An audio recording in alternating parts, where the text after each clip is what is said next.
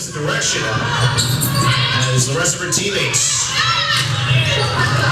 Worth with the trick. That was Swanson with an amazing dig for Yale. Here comes Banquet. Tug out just barely by Yale. Natalia with a free ball. Kept alive by Harris, who sends it over. And now Clemson is on set point. Joanna Dixon on the serve for Yale's Italiano. Got it. 20-13 Princeton. Swanson looking to keep this set alive. All right, so an exciting way to start the banquet, the 2016 7th annual volleyball fall banquet. So yeah, the women's team is doing pretty well right now, 7-0. Very exciting. If you're not following them, I would check it out. You can follow them on Instagram, Facebook, Twitter, Snapchat, Princeton Volley. We're really growing our social media, so please follow us there. So we're going to kick tonight off, or this afternoon off, with the person responsible for the 7-0 run. If you don't know her, she's been with Princeton Volleyball for, I don't know, 16, 17, 18 years? Something like that? 16 years, okay. She three times Ivy League champion as a player, and she was the Ivy League Player of the Year. Coached 7 years as an assistant coach, 2 Ivy League championships. It's her 6th year as the head coach. She had 1 Ivy League championship last year, and she's now leading the team in first place. Please welcome head coach Serena.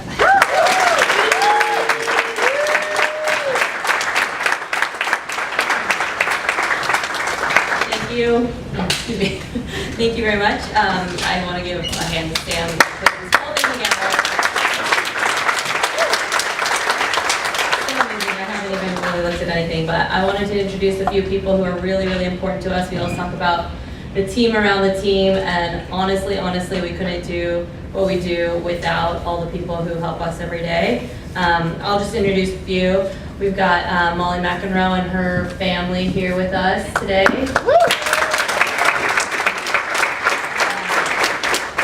Fantastic athletic trainer, Joni Furtado.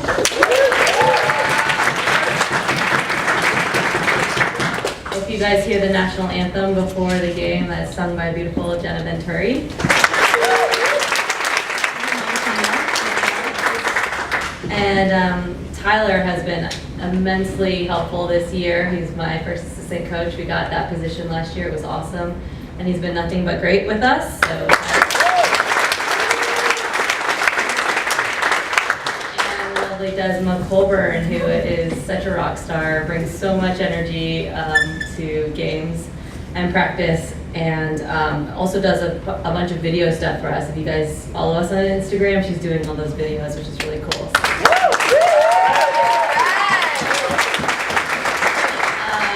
Sam has a few more to thank. Yes, okay, a few more team around the teamers that I wanted to give a chance to thank. Here's a guy that's been with the program, I believe, over 30 years. He does more for us behind the scenes than we'll ever know. A guy that's really been a really impactful person in all the guys and the girls' lives. And I just want to give a big thank you to Nikki.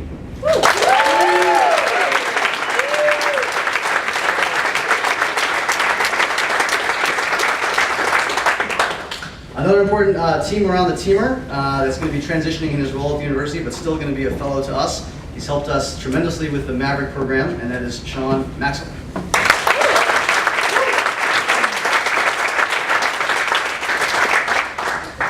And then I'd like to thank one more really important person in our team around the team who has been with us for 5 or 6 years and has done a tremendous amount of service to this team. To me personally, helped me lose 30 pounds a couple years ago. Been my personal guru for fitness, has helped this team really transition its approach to fitness. If you were on the team 4 or 5 years ago, there were some guys on the team where fitness was really not a priority. It wasn't even a thing that we did. And now with working with him after 5 years, the team enjoys lifting, they enjoy fitness. It's been a pleasure working with him. We can't thank you enough, and that's Keith Harper.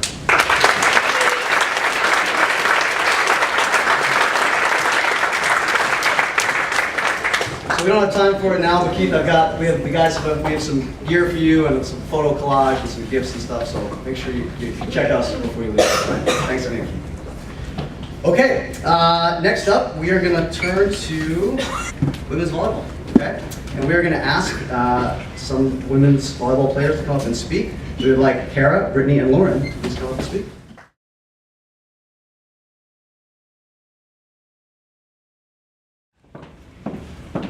Hi everyone. pretty typical to start speeches off by thanking everyone, and that's like how we started this whole day, but I really cannot be more grateful to everyone in this room. Playing volleyball in college is like this dream that you have when you're in high school, but you don't really realize how much it's going to impact your life until you get here and you look out into the crowd and like see all of your favorite people, and you don't realize how many people support you. And this is a really special opportunity to get to thank you guys. So just to reiterate, thank you to the coaches for leading our team and being there for us, and not just coaching us in volleyball, but being good role models. And supporting the coaches is their families. Thank you to the husband and wives and babies. We love babies. Thank you to Nikki and Dan Bennett and Lou, the bus driver, and our faculty fellows, and Molly Marcoux and Susan Teeters, the coach of the swimming team, but she's at all of our games and she comes to our practices and cheers us on. Jenna for singing those moments before the game starts. It's really a magical moment to get to hear you sing and to take a few deep breaths and remember what's important in life. So thank you for bringing that to us. Molly, you are definitely a ray of sunshine in all of our lives. You are such an important part of the team. So thank you for being around and coming to our games and everything. Keith, Jenna, yeah, everyone. So thank you so much. And also parents. I can't imagine like raising a child and then sending him or her across the country and like entrusting your child to this like these random people you don't know. But thank you for all of your support, for donating and making all this possible, and for coming out and cheering us on. It's really special to be able to share this experience with you too. So thank you.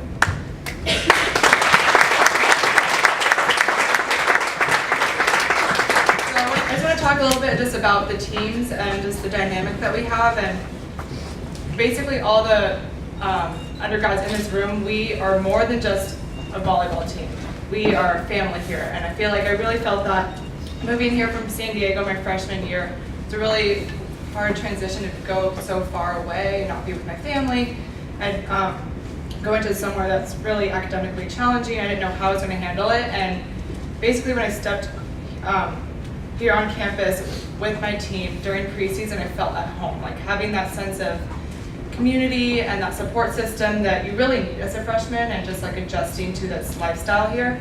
So I would like to say that our volleyball teams are really people that we lean on in our everyday lives. It help us navigate our life here, like our academic life, like they help us pick out our classes, our social life, like everything is all revolving around our team. And that also comes in conjunction with the men's team. The relationship that we have with you guys is so special, and you guys, we all rep each other's games, and it doesn't feel like it's a chore, it's more we want to support each other, and it's really fun to cheer each other on, and that's something that is really one of my favorite things being a volleyball player here at Princeton.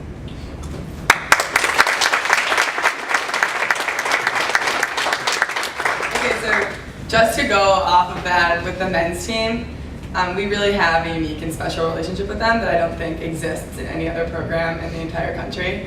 So to kind of paint a better picture of that, I'm going to talk about picture day. And so this is an example, like a picture of what we took during picture day, but the anticipation leading up to the men's and women's joint photo day is a month-long process. We get an email from Schweisky with what shirt we're wearing, what color shirt we're wearing, the place we're standing in the formation with the photo, with the men's team, the time that we're supposed to get there. Should I? Yes, exactly. See, so this is all pre-planned. It looks really spontaneous, but think about it for a month. We didn't just show up randomly with these different color shirts. So other teams, I feel like picture day, you kind of get your uniform on, do your hair, go out, take a lot of photos, smiling pictures. So this is the only one we really took smiling. We're not really a glam shot kind of program here. We're kind of a pyramid, jumping, like weird poses program. So I just think that we're really unique in that that makes us really special because we have such a special relationship with the men's team. And I think that that's made Princeton volleyball really just the best experience of my life. I think a lot of my friends that are seniors right now, they can't wait for their seasons to end. And we have 7 more games in the Ivy League, and that just seems like the worst thing in the world to me.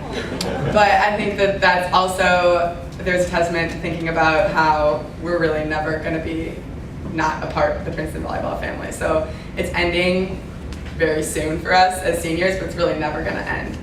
And I think that, I guess I'll just close out by saying, I really do believe that Princeton volleyball is like the best collegiate sports program, experience, hands down, bar none. Not even just saying that because I'm up here right now. I would say it regardless.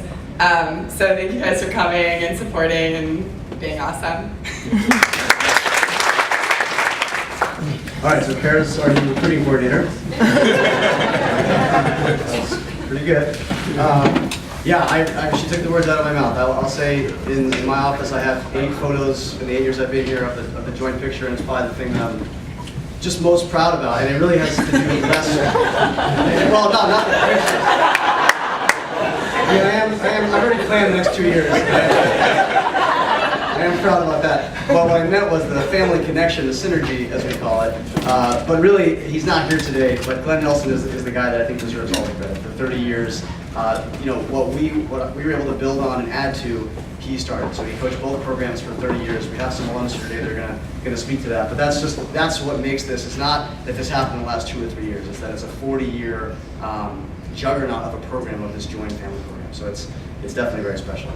Be on the lookout for your email for next year. I've already got some ideas. Okay, next up we have some of the, and this also worked out pretty well, this color scheme here. So our men's players come up to talk, and that would be Jonah and Kurt.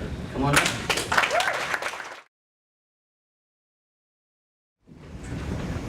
So I did just get some good advice from my sister, which was, it's okay if you cry. I don't think that's okay. So Princeton Athletic Department's motto is education through athletics, and that's something that we really embody here. As student athletes, we spend a ton of time in the classroom, and when you're in a class, you get a syllabus, you know exactly what you're getting yourself into, and Princeton volleyball is extremely unlike that. You don't know what you're getting yourself into. So for freshmen that are about to embark on this journey, for parents that don't have the on-campus experience, I thought it'd be good to provide a little bit of like a syllabus of things you can expect to learn through Princeton volleyball. And they're in some order of increasing importance. At the end, it'll get a little more weighty. First, you're going to learn about 100 ways to sleep on a bus. Lose a great driver to smooth ride, but you're going to have to learn how to sleep on a bus, and you'll learn a lot of different ways to do it. How to write a professional email. That's something that in high school, Schweitzer really emphasizes this. It's got to have a good signature, your name, your year, your department. All these are critical things. On top of that, we have how to behave in a meeting. No phones, eye contact, stay awake, don't fall asleep. Eye contact, Parker. You're going to learn a little public speaking. Sometimes there's going to be a banquet, you're going to be called on to stand up and speak. Maybe the women's team needs some announcing. You're going to learn some public speaking. And on top of that, another component of that is you're going to learn leadership. And coming in as a freshman, that means a lot of different things to different people. And even as you go through, leadership kind of manifests itself in a lot of different ways. And through Princeton volleyball, every player, men and women, can develop their own style of leadership that really is something that they'll carry through forever. Let's see what else we got on here. Oh, you're gonna learn like amateur level costume making. We have a lot of events that require costumes, volley bowling, volley jolly, the Mother's Day tournament, and you're gonna have just an arsenal of costumes by the end. And those get passed down and you get to continue to build up on the program. You're going to learn commitment, and that's a real important tenet of what it means to be a Princeton volleyball player. You're spending a lot of time in the gym with these guys or girls, and they rely on you, and you rely on them, and you make a commitment to putting in forth effort and you know, creating this team environment, and that's another extremely important thing that I learned. And rolling off that accountability, you make a commitment saying, this is what I'm going to accomplish, this is what we're going to do, and through Princeton volleyball you learn how to carry through on statements that you say that you're going to make. How to accept and overcome failure. You're going to lose matches, you're going to face tough times in Princeton, and Princeton volleyball teaches you exactly how to come back the next week with even more fire and overcome those goals. Another extremely important thing that I learned.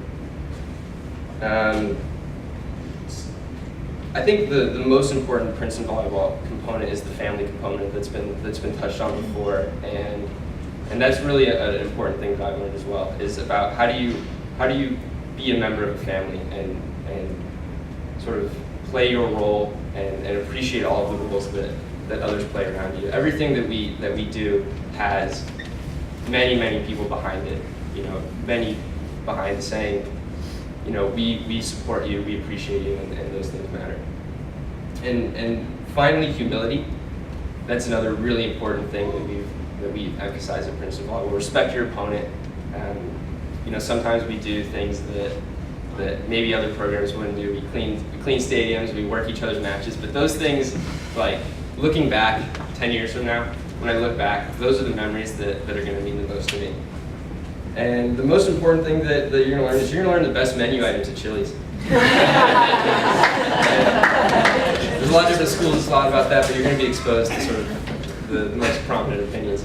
I mean, in all, Princeton volleyball, like Kara was saying, it's a unique experience. Nowhere else has anything like this, and it's something that the freshmen should be excited for, and something that I'm extremely grateful for. So, thank you.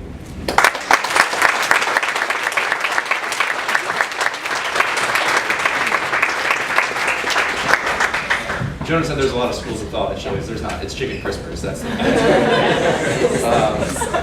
I also know I'm the last person who has to speak before food. There's another thing where I'm the last speaker, so I will do everything I can to keep it short, because it's 12:15 or whatever time it is. So I wanted to talk a little bit more about my own personal experience with Princeton volleyball, and especially going back to sort of the beginnings of it.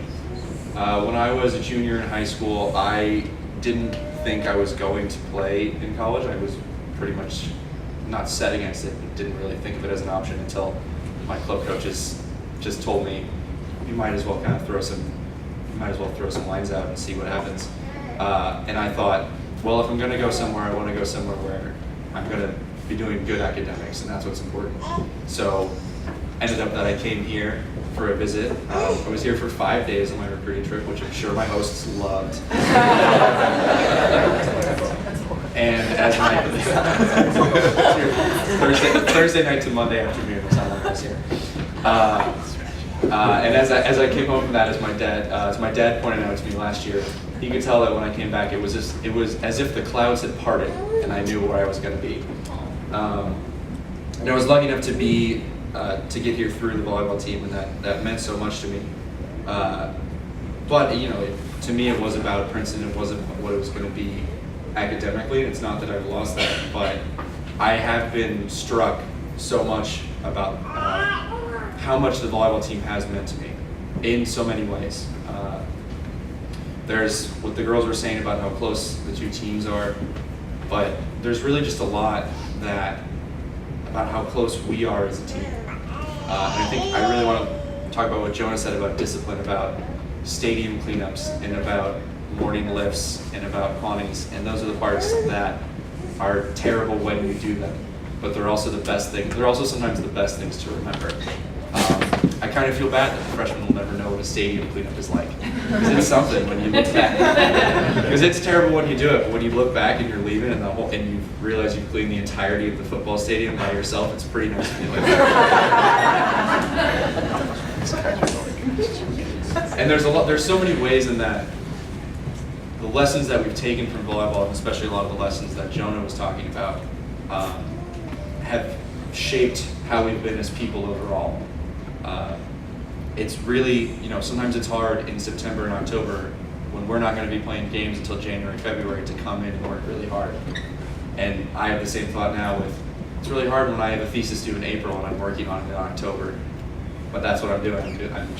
It's those same lessons I've learned about how much you put into it and how you can, the more you put into it, the more you can get out of it. And so like I said, I'm going to try and keep it very short. But I just want to say very quickly, to echo all the thanks that the girls mentioned in their speech, to the team around the team, and a thank you to all the parents who brought all of the wonderful people we have here on both teams. And so personally for the seniors, for all the people that we're with, the people that we're closest with on our team, we want to thank all the parents here for what you've given us with your children and how they've touched our lives. But I also want to say to the undergrads, thank you parents for what they do, because it means a lot more coming from you, I think, than it does from me.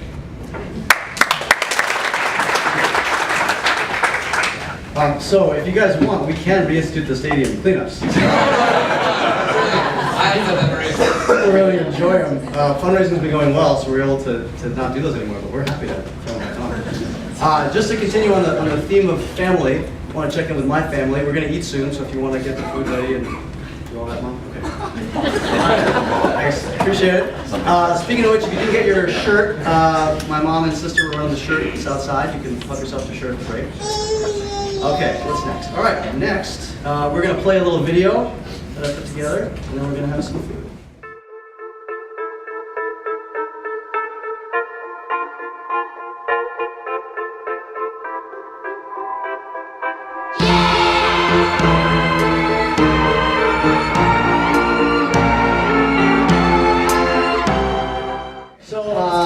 We're going to turn to a lot of the reason that we're here. This is our fundraising banquet. And so we want to talk a little bit about, just educate some people in the room that are new to the program, some of the things that we are covered for and not covered for. And I think there's a big misconception sometimes. People think, it's Princeton University, there should be all this money, why do we have to fundraise for the volleyball program? So we want to sort of be very transparent and explain everything. Not really time for questions right now, but hopefully it's all clear. If not, feel free to ask later.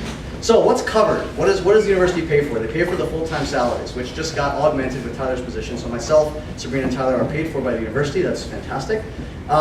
Limited Nike apparel for men and women. So it's sort of the bare bones. They get a few T-shirts, a few sweatsuits, that kind of thing. But honestly, they get sweatsuits like once every 4 years. It's really not what we would want to sort of give our kids. So a lot of the fundraising has gone toward backpacks, sweatshirts. We're trying to augment. Obviously, one of the things that people want most is gear, and so that's one of our biggest sort of reaches for fundraising.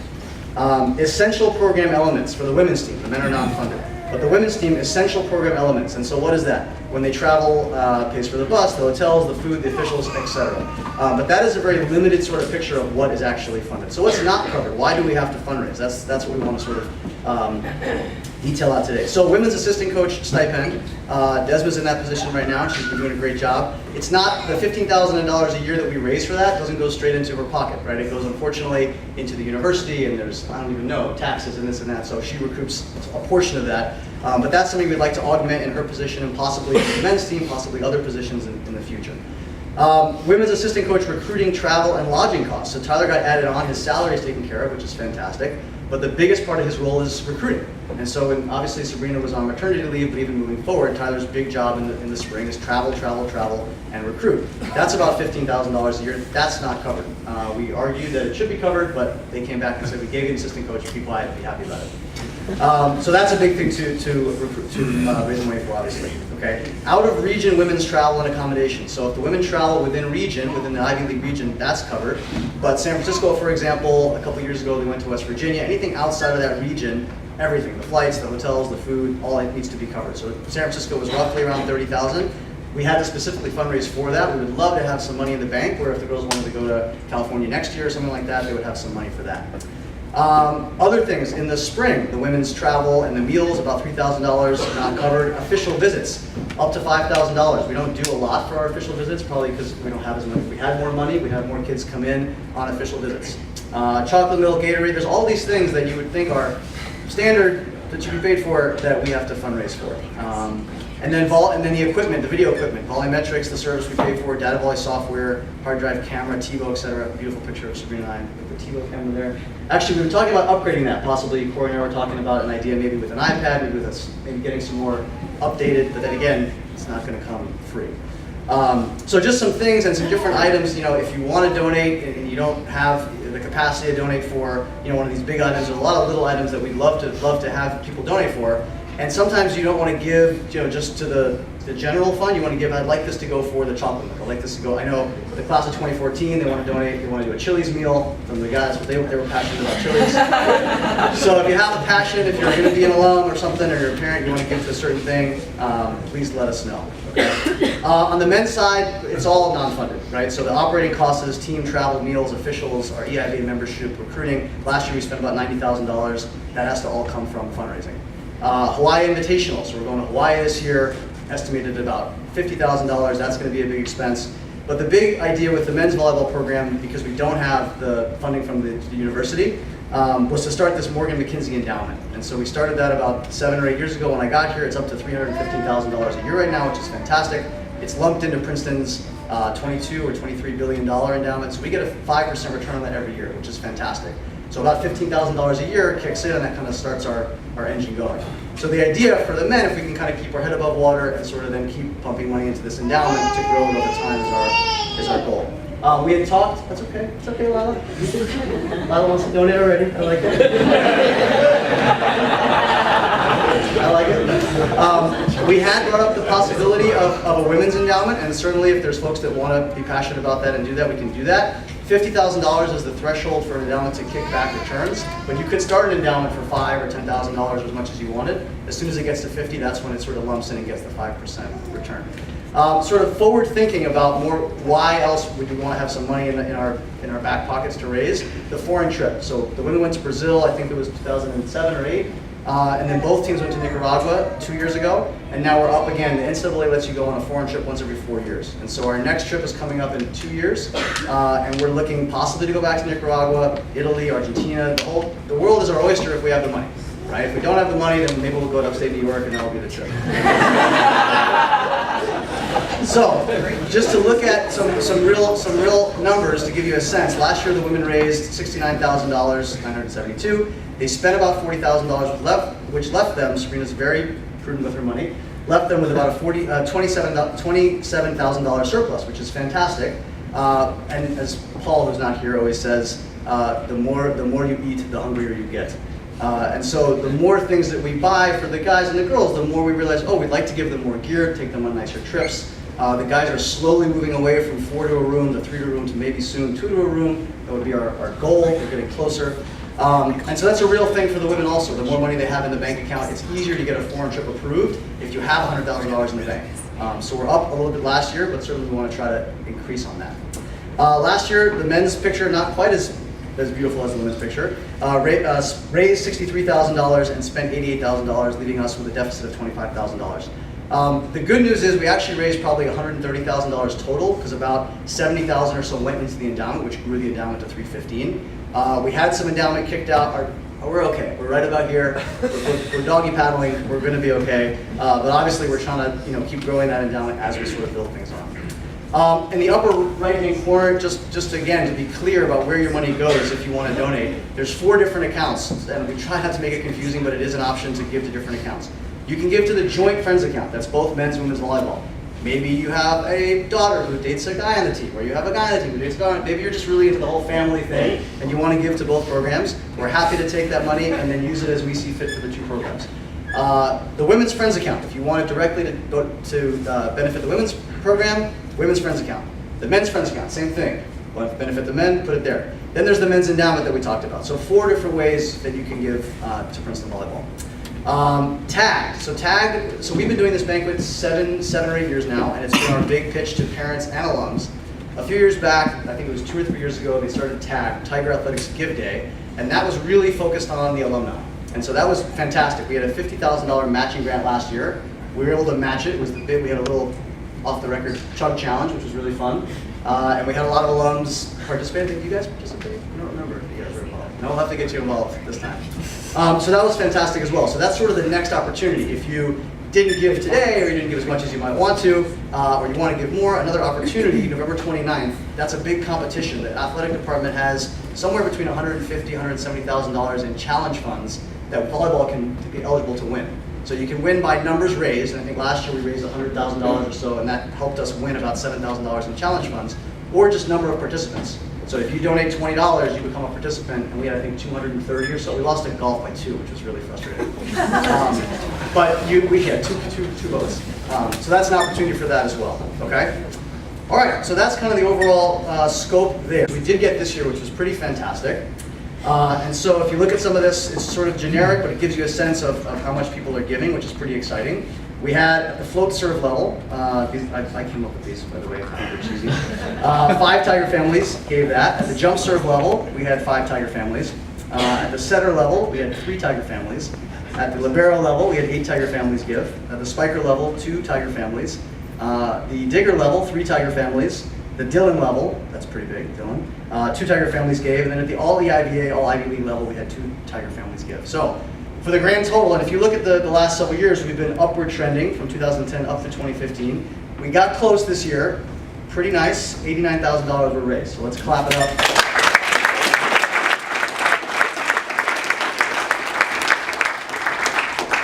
So pretty good, and there's a small caveat there. So we did have another gift that just came in yesterday, which is pretty exciting because it will put us sort of over the top in that regard. But it's relative to the men's volleyball Hawaiian adventure, which I've been trying to get a donor to come up with $50,000 to back that. And we have, just as of yesterday, for $50,000 to Hawaii, fully sponsored, Dr. Henry Nicholas. Thank you.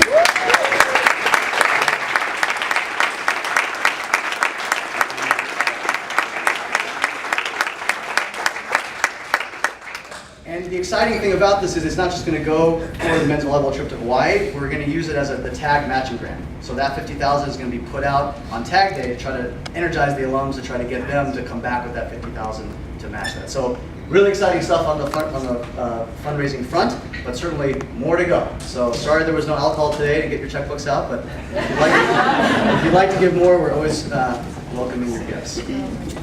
Okay. Next up, we have our keynote speakers. Would you like to introduce them? Why don't you go? Okay.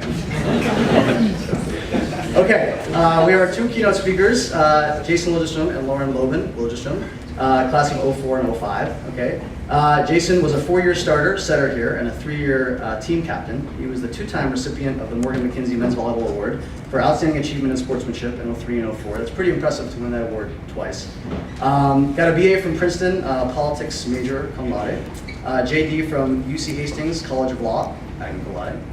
Worked for 7 years as an associate in the corporate department of Latham & Watkins, LLP. And he now works as the general counsel of Felicity Trading Home Building Company headquarters in Newport Beach, California. His wife Lauren, Princeton volleyball outside hitter, Ivy League champion senior year, Morgan State Invitational MVP 2004. She got a BA from Princeton psychology major, finance and operations. Is that Worthy Parker? Finance and operations. Guggenheim Partners NYC. Heart valve therapy analyst at Edwards Life Sciences in Irvine, and then the medical intensive care unit research associate at UC Irvine Medical Center. Currently completing additional coursework to pursue a career in the medical field. And here's their story together. So after a brief, quote unquote, on and off romance in college, Lauren and Jason rekindled their relationship several years after graduation and were married on July 11th, 2009 in Rancho Santa Fe, California. Lauren and Jason currently live in Corona del Mar, California, with their 4-year-old sons, Teddy and Cooper, and yellow Labrador, Charlotte.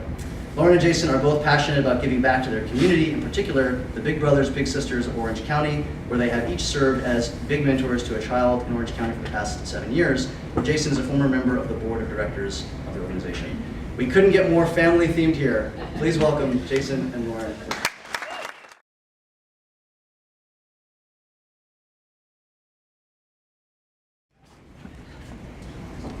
So I'm Lauren, formerly Lilbian, and now Liljeström. And I'm Jason Liljeström. Thanks for the intro, Sam, and thanks to both you and Sabrina for the honor of being here. Thanks to Dr. Nicholas, by the way, for hosting at the Nassau, the Yankee Doodle Tap Room last night, broadcasting good memories. And it's just great to be here and to meet all the fantastic current players, parents, and I think, it's just an honor to be up here. And I think, is this the 8th annual, Sam? 7th. 7th. So it's also good to know where we rank in terms of alumni. So, top 5, but I'll take top 10. So I appreciate that. Jai is on kind of a loop. So. Yeah, no, I appreciate that. It's also good to see the sponsorship levels. So if I remember it correctly, so Setter is the lowest. Romero, Spiker, and Listen, if you want to give, we can make it the list. But again, so Lauren and I, and she'll get into more of this, but we're both thinking about it. What does Princeton volleyball really mean to us? And we both ended up in the same place, which we've actually heard from the great speeches from the current players, so I forgot how damn smart you all were, so I kind of stole our thunder, but it truly is a family, and I'll kick it off to Lauren with that. Yeah, and well, first I want to say it was so fun to watch you girls yesterday. You just killed it out there, and I'm just glad I didn't have to play against you because you guys are awesome, and it was just really fun to watch you guys beat Yale, so thanks for doing that. So yeah, when we started thinking about this and they asked us, the first thing that came to mind was just family. For me, coming from San Diego, it's a little bit of a culture shock when you get to Princeton. There's a lot of popped collars and polo shirts. It's just a different atmosphere than what I was used to. But when I first walked up the steps of Dillon and saw these familiar faces of girls that I played club with in high school, and it just immediately felt comforting. And then we had the older girls on the team who immediately took us under their wing. The freshmen, they called us the baby heads. I don't know if you guys still. Oh, yeah, the baby heads. They even, gave us each our personal theme song. I won't mention mine. It was Man-Eater by all of us. Let's skip that. But anyways, there were so many things in our freshman year that we did, we'd get dressed up all the time, and just things that would really help us to bond as a team on and off the court. So for me, just being part of that family immediately freshman year was such an integral part of feeling comfortable at Princeton, and really, later would become what would be our actual nuclear families, as started by Princeton volleyball. Yeah, so what we thought we'd do was just kind of, a little bit of this was a trip down memory lane, which is great for us, hopefully not too boring for you guys, but just go through some anecdotes, experiences during college, after college, and then today, which really illustrates the point that you ladies made earlier, that you truly are part of the family now, which is great. And so this picture is actually myself, my parents, and Glenn. As a freshman, as Lauren mentioned, there's a lot of uncertainty. We're coming from Southern California. You don't really know, it's the first time you're out of the little bubble, wherever it was that you grew up in high school.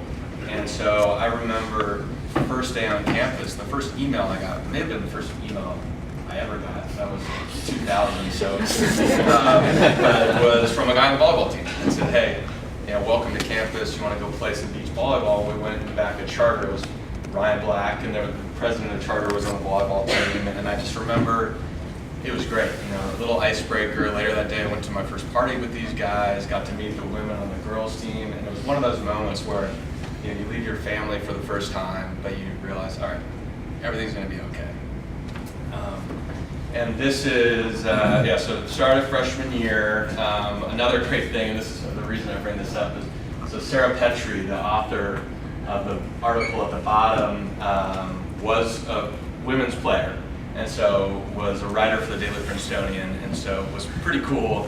I got to, it's pretty much free reign in terms of, there's a lot of funniness in this article, and it was just great. But another thing, having just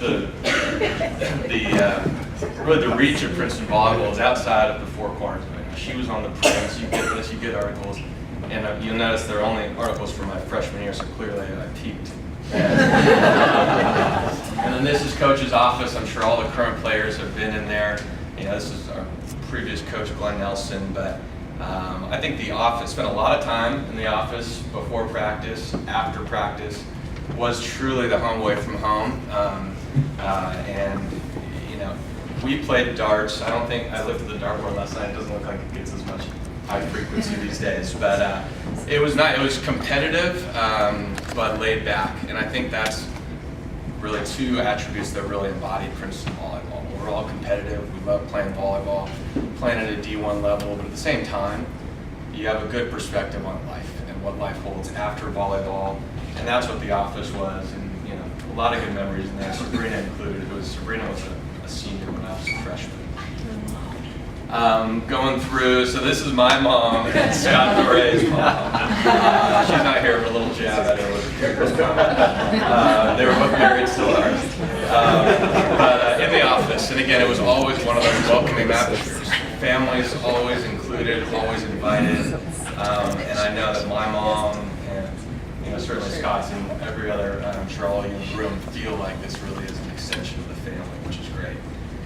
We'd have rides in the van. It sounds like you guys might have upgraded vehicles since then. This is Coach Nelson and a few players on the team when I was back there. And on the shorter road trips, we'd go in the van, and there's nothing, that builds the bond more than a bunch of 6'6" dudes crammed into a van, sharing seatbelts and all this kind of stuff happening Mondays on the way to a game. And then we also have for the longer trips a bus. So really, a couple other things I think about in family is, all right, at least I did with my younger brothers, you've got kind of the movies that you remember watching, right? If, something that's on that you'll always watch, or if it's the holidays, you'll watch certain movies. So we had a team movie. For those who have not had the pleasure of watching this, I highly recommend it. Available on VHS everywhere. And it was Side Out. So we would watch this literally every road trip, and it's great. It's the cheesiest 80s volleyball movie, but fantastic. So I thought one thing I'd do is just treat you all to the movie trailer.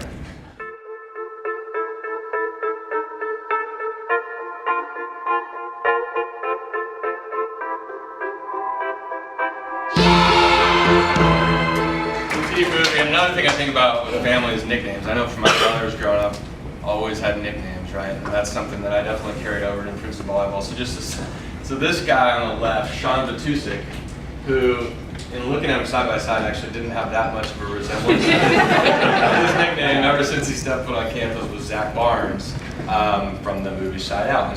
And honestly, I don't think half the people on campus knew what his real name was. It was Barnes or Zach. I think even his email address is like Zach Barnes 03 or something like that. So pretty funny, and that was taken. There's articles in the Princetonian about nicknames. We had another guy. This is probably the parents in the audience, but Ren Spooner shirts. There was a guy named Ren, so his nickname was Spooner, which has nothing to do with really anything. Hand and hot hands for Evan. It was just one of those things that you think about with your nuclear family that really carried over to Princeton, and it was great. And you see these guys when you haven't seen them in a long time, and the nicknames are still flowing. It's like not a day has passed. We've talked about it a couple times, but Coach Glenn Nelson, a huge part of the tradition, as Sam mentioned, and Sam, I think, has done a fantastic job of taking over for Glenn, which is no easy task. And I do think he's got a little bit of a goatee on the left. I think Sam might, 20 years from now, we could be looking at you with a little head that looks pretty similar. But Coach Nelson back then was also the coach of the men's and women's team. You've heard a couple times today about just the connectivity between the two programs was, I think, unique and fantastic, and that lives on today, even though it's not the same coach, but you can see like an event like this, and so that was one thing. I guess that connectivity eventually led me to meet my future wife, Lauren. So I first met Jason my freshman year. It was during preseason, and we were practicing in Jadwin Gym, and he had volunteered himself to be the women's assistant coach. Begrudgingly, by the way. Which I guess was kind of clever on his part. But so we quickly had a little, started a romance, consisted of sweet dates, watching Side Out, and dancing on the TI dance floor. But as you guys know, relationships that start out with dancing on the TI dance floor don't generally last that long, so we were short-lived. But even though that came to the end, I still had my volleyball girls, and I will never forget all the memories I have with the girls on and off the court. This is my team, my senior year. But you know, the bus. This is a picture of the bus ride. You can see Sabrina in the background. She's our assistant coach. And this is just on one of the rides. You know, we used to do play Scrabble or watch movies or just gossip about the newest, you know, who's the new couples were, who broke up with whoever. And just, you know, having like 7 hours on a bus ride with people, you really get close with each other. And you know, it was not just the stuff that we did on the court, but it was also off the court. This is one of our favorite things to do when we would go to other schools. This picture is Lauren Drummond and our setter, Jenny Sensky, would take our food stipend money and go shopping a little bit for matches, which I don't know if you guys ever do that, but It was a thrift store. So. Yeah. Maybe like it. But yeah, so not only did we protect each other on the court, but off the court. I mean, my senior year, I remember I was holed up in Firestone Library, working on my thesis, hadn't seen the light of day, and the younger girls on the team would be coming and bringing us snacks or sending, you know, funny emails for just a brief moment of comic relief, and even, you know, helped to edit some of our theses and just were always there for us. And that's something that I think is really special because it wasn't like we were in season at that time, and the girls are still always together and still supporting each other. And that's kind of what I think of with family, is that no matter what, they're there for you. And the thing with Princeton is that, and I think someone else touched on it, but it's not just 4 years that you're going to be on this team. You know, I have other high school friends that went on to play volleyball, and it was like, once the 4 years were up, it was like kind of volleyball's done. That was just the chapter of their life that's over. But with Princeton volleyball, it's not over. It continues on for all the years to come. I mean, if we're in California, there's teams get together for volleyball tournaments on the beach, or there's the alumni matches, or even coming back for reunions. And anytime, the thing that with Princeton volleyball is I can meet someone that was class of 82, or I can meet someone that's class of 2015. And there's just a common thread there that everyone gets along and kind of has the same kind of love for Princeton volleyball, and it's something that is sort of untouchable and that other schools don't really have. I think Kara maybe mentioned, but you know, the fact that Princeton has men's and women's volleyball and that they're so close is something that you can't get at any other school, and it's an extra, you know, it's even more support. So yeah,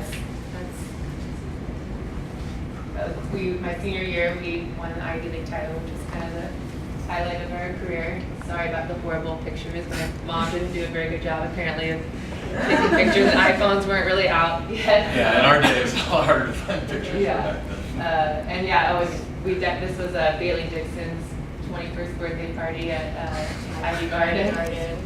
So we did like to dress up, as I heard you guys still carry on the traditions. And this was another Princeton wedding of Bailey Dixon that I went to, and this was all the Princeton volleyball players that were in attendance. So even, you know, Princeton ends, but you still will be going to each other's weddings. You'll be meeting each other's kids. When Sabrina is in San Francisco, she's getting together with alums, and it's just, it continues on. Yeah, so I think, should have waited until I switched over. But as Lauren mentioned, and this is really what I would send the message. A lot of you folks, especially the sophomores, juniors, and seniors in the room, can fully appreciate everything we've said in terms of during your time in college. I think even more meaningful, and really what I think cements the bonds, what happens after college, and that the Princeton volleyball family absolutely remains. So this, not only in a figurative sense, the support system, but given our costume this year and the involvement of Tidy Whitey's, I thought an appropriate title slide. But this was at the Manhattan Beach 6-man volleyball tournament, which I'm sure a lot of you have heard of. Now it's in Long Beach, I think. But the woman in the middle, Emily Brown, one of Sabrina's good friends. I remember when I graduated college and went up to law school, I was still waiting to figure out, hey, am I going to go to this school or another one? I didn't have a place to live, and I basically slept on her couch in her apartment in San Francisco for about 3 weeks, which was awesome. I remember the drive up to San Francisco after that, and it was even more so than college. I mean, at least in college you've still got your home that you're going to, and then when you're after college and going to grad school, it's really okay. This is on my own, and it gets pretty emotional. And so you're in another. I didn't know anyone in San Francisco. It was another foreign place, a lot of uncertainty, and INSEP's Princeton volleyball again. With Emily's support, and then a guy named Dave Newman, who was a setter probably 10 years prior to me, sent me an email my first day there and took me to a Giants game. I never played with Dave, but that's just the network of Princeton volleyball, and it was great.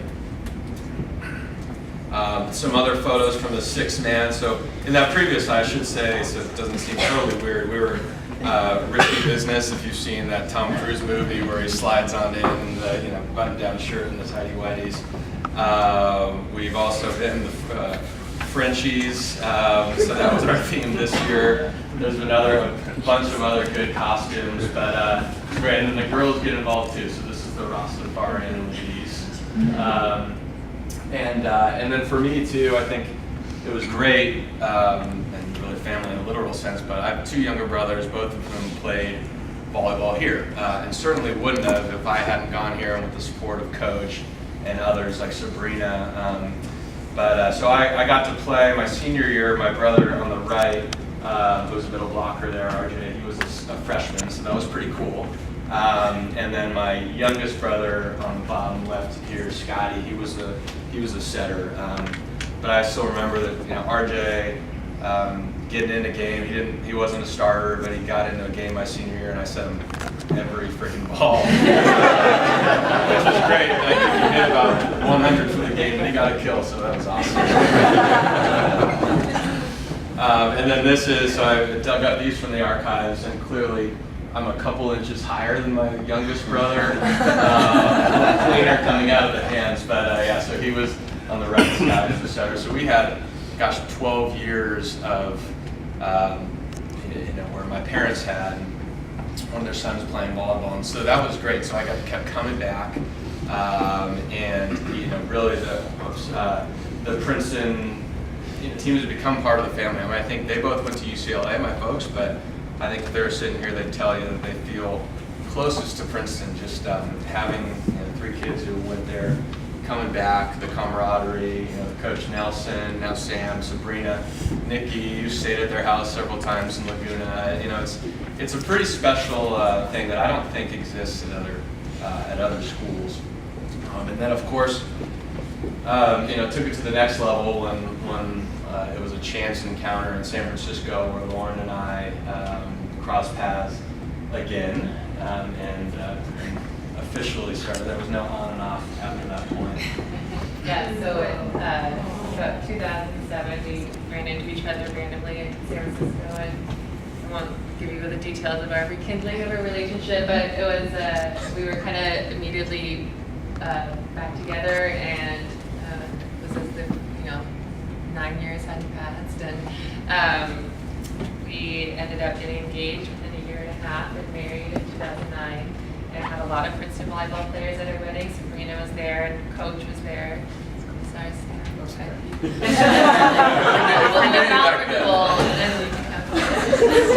I was dealing with the 2012, and they've already been back to 2 reunions. This is their first Halloween. Their entire costumes were our boys were actually pretty big, so these costumes were a little bit small. But proud of them, their first Halloween. Got to start pumping the tiger early. And so they've been back to a couple reunions. This was my 10th reunion last year. And as you can see in my picture on the right, it was a really hot day. So the boys just decided to kind of follow after their dad and just get down into their underwear and go in the. But as you can see in this picture, they had a great time at Princeton reunion. I'm not sure what was in that brown paper bag, but I'm sure it was like Legos or something. My paper bag did not have Legos. Yeah, so we're hoping to continue on. We're hoping that coming here, Sam, that you've reserved, a spot in the class of 2034 for attending the prayer. Oh, and this is, I'm pretty sure this is a first with Coach Nelson feeding a baby in the Tower of Dillon at reunions too. But another thing, as we mentioned first, and Lauren made me keep this slide up for a long time because of her six-pack, but no, but it really, I mean, it goes on. That was an alumni game, and those are great. And it's really just, sitting here now, I guess 12, 13 years after graduation, and reflecting back. It's an amazing place. It's an amazing experience. I think it's unique among college programs, really programs anywhere. And I think everyone's experience is a little different. I know Lauren's was different than mine, but there are these common threads that really bind us all. And one thing I do want to say, we talked a lot about Coach Nelson, and he meant a lot. Me personally going through it, and I know Lauren, but Sam, you've done a fantastic job. Those are tough shoes to fill, especially with 30 years, but I think you've done a great job kind of bridging that gap and keeping the traditions that really mean a lot to alumni and the current players intact, while at the same time improving a lot of things. Everything I saw today, that video included, would not have happened when we were there. The list of bare bones gear that you gave would have been awesome. And Sabrina too. I mean, how cool is it that you've got another coach played here when I was here, and just the two of you combined have really done a great job, I think, shepherding this program into the new era. And Sam did not tell me to plug this, but I would say, in terms of contributions, I mean, if I think back, there's not Princeton volleyball by far and away, in terms of just experience in my life, is the most valuable thing that I've been a part of, and has taught me the most, and something that will last, I know, a lifetime. And for all of you in the room, parents, rest assured, you're for the new ones especially, your children are in very good hands. And for those current players and players who are, in their senior year, this will not go away after you step out those gates. And so, welcome to the family.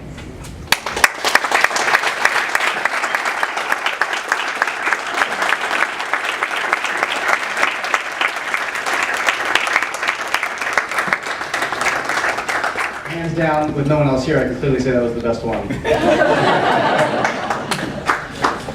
Just want to say thanks to everyone. That pretty much wraps our program. Before you leave, if you haven't gotten a picture, we have our wonderful photographer here, doesn't pull in, so if you could pose for a shot, some family theme, keep it going. We'd love to get that up on our Facebook page. You can follow us, Facebook, Instagram, Twitter. Thank you so much.